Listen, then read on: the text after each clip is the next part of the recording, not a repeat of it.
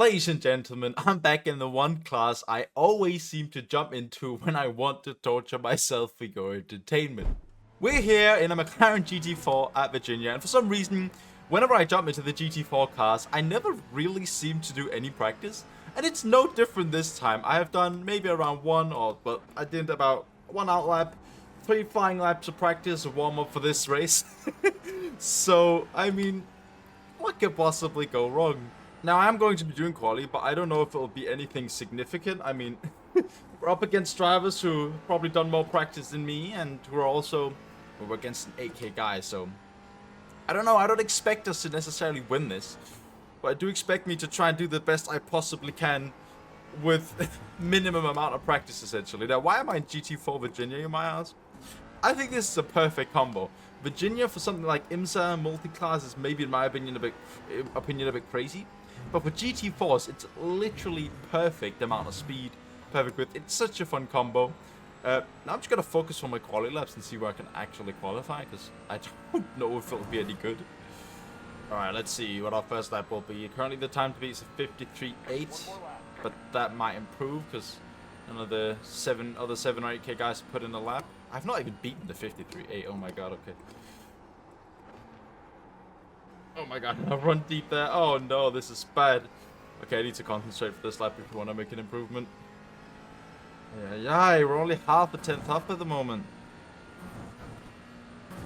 Not performing well in this quali. This is bad.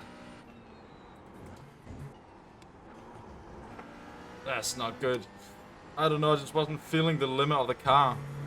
I barely even made an improvement on the second lap, and the first lap was pretty bad. Like, oh, this is not it's not a good quality. I mean, I guess that's what you get when you don't really practice, you know? You don't really get a proper feeling of where the limit of the car actually is.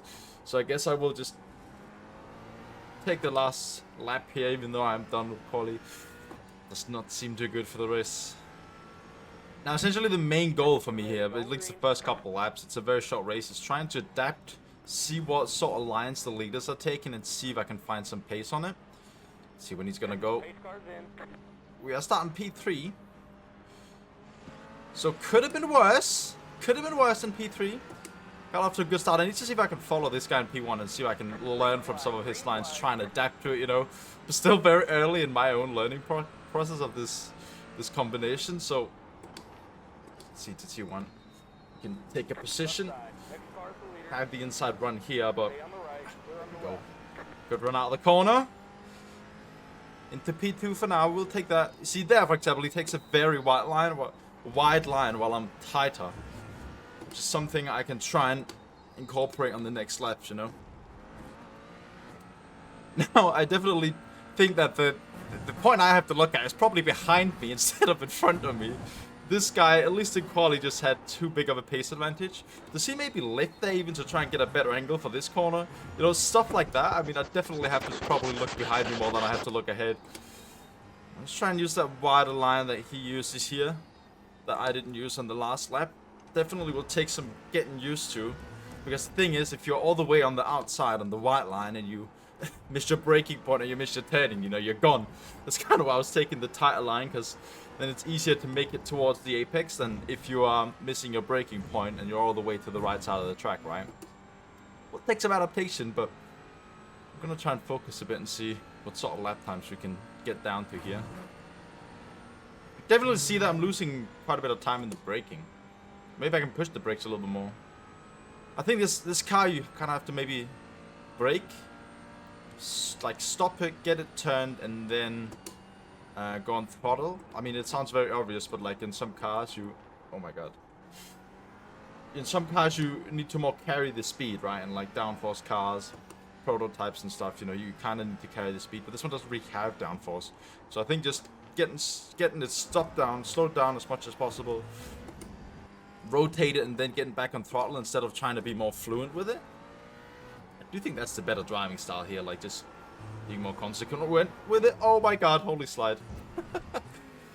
You know, the guys behind have gone into a battle or something.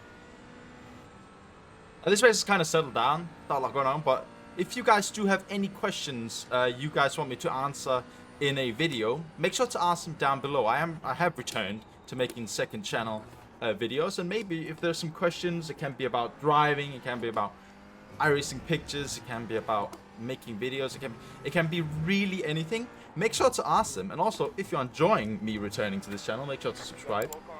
Oh my god, there's a slow car on the left. That's a lap down car. Are we getting lap traffic in this race? That's crazy. That guy's missing a rear wing.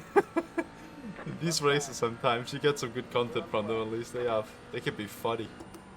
Now, if you saw my most recent Road Atlanta vid, I talked a bit about me being out travel for the last 3 months or so, and now being back.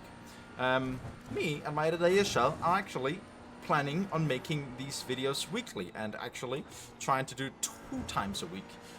That's sort of the goal.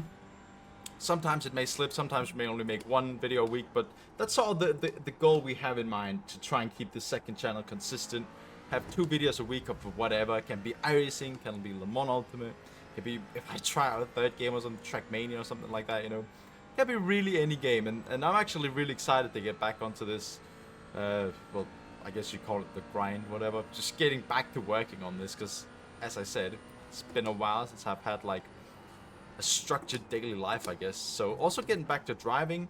There is the iRacing Indy 6 hour coming up, and also, well, that is in 2.5 weeks, 3 weeks. And then a month after that, there's the Petit Le Mans coming up, which is also going to be crazy. After that, there's the Sim Racing Expo, which if any of you guys are planning on going, do go. I'm going there, so it could be fun to meet. Like, there's just so much stuff coming up that's exciting. I'm looking forward to the next bit of time. If you are too, subscribe. Final lap of the race. Well, this hasn't been the most interesting race. What do you guys think about this? Like, should I upload videos like this that are just like the not most exciting races?